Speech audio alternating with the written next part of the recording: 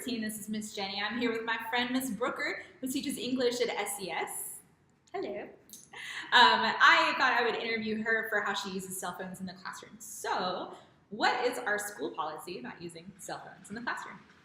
School policy says that students can use cell phones in the classroom under direct teacher supervision. Aside from that, they cannot be seen or heard. That's the policy. All right. So, what parental involvement or feedback have you gotten? You know, surprisingly, I have gotten zero feedback from parents. The exception to that would be one time I had a student who was using a cell phone inappropriately. I took the cell phone away.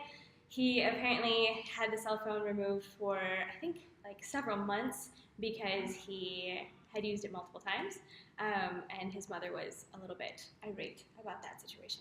But again, that was inappropriate student use of cell phones in the classroom, so that was the only parental involvement. Yeah, we were talking before, I really haven't gotten any feedback either, other than some parents who said they're not going to purchase cell phones or devices for the classroom. So are there any challenges to using cell phones in the classroom specifically, not just technology, we talked about that before, but in the DR, are there any challenges to cell phones? Challenge would be connectivity would be a big challenge, and of course making sure that students are on track. There are 26 of them in the classroom. How do you make sure that everyone is appropriately using their device, not checking messages, etc., but staying focused on coursework? How do you make sure that students are on task, or that things that you've learned from that you would do differently next time? I would say, depending on the program you use, one of my favorite programs is IXL. It's a website, it's not necessarily an app, but they do use their phones in my classroom on a regular basis for that grammar practice. And I can see specifically what they are doing. So I can tell the moment a student is idle, I can tell when they get stuck, I can tell when they are actually progressing.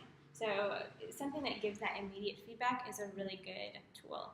I would also say just a basic classroom management technique, circulating constantly, checking in with students, knowing when the tone and the noise level in the classroom hints, oh, we're not paying attention anymore. So just kind of the basics like that, but also programs that give you that instant feedback. All right. Well, thank you for your time. Thank you.